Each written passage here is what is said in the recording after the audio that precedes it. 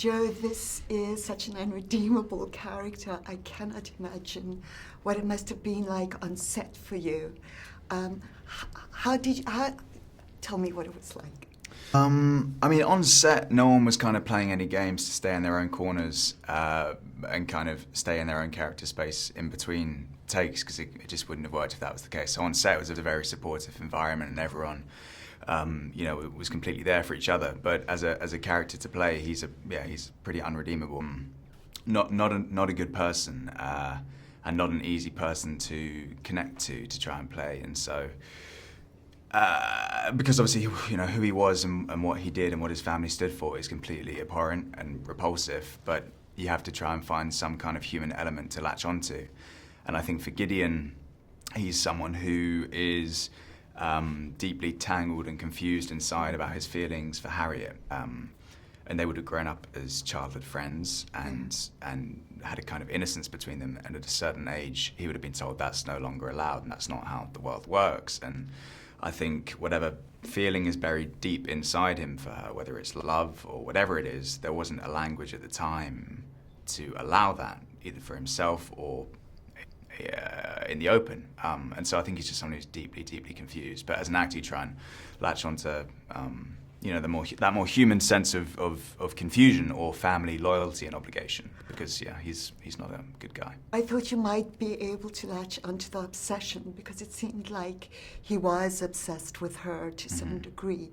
Is there anything on a maybe lighter note that you are obsessed with, a football team or something that you could maybe have tapped into? I don't know if I tapped into anything in terms of obsession for that. I think for him, what fuels that obsession and that pursuit is that kind of not knowing what that feeling is inside him. It's not just a hatred and wanting her back on a purely financial level, or I don't think it's clear cut. I think it's because he's so confused that's what fuels his obsession. Going to such a dark place with a character like this, how do you decompress? Do you go and play sports? Do you hang with the guys? Do you sing with Taylor? What do you do just to get rid of of that feeling? It wasn't really like that on set. I mean, you're in that space obviously for the scenes, but everyone was so supportive and there for each other. And obviously, when you're doing scenes like that, you kind of have to be in a place where, particularly with Cynthia, obviously, you're cool with each other and you understand where each person needs to go in the scene to kind of service the story.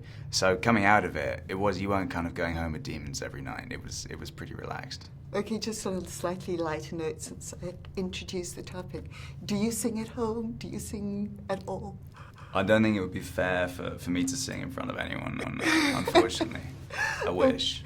Okay, I also wanted to ask you, we live in such tricky times right now.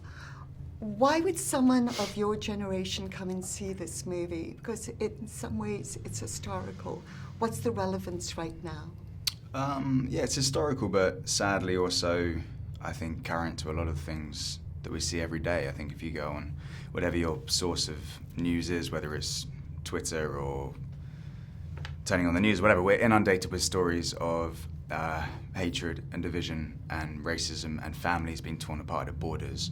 And I think if there's ever kind of a figure who represents the fight against that, and someone who overcomes kind of insurmountable obstacles and hurdles in the face of all adversity, and pushes back on that division, which is around us all day, every day, if you turn on the news, then that's Harriet Tubman. Is that why you took the role? One of the reasons. I mean, I was just amazed by the story.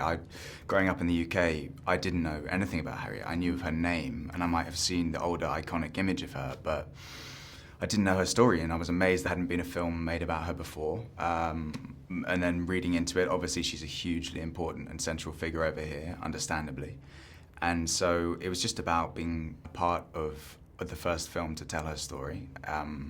And hopefully open up the doors for more people to come in and learn about who she was and what she did and what she stood for, because she's pretty astonishing. Yes, very inspirational. Yeah.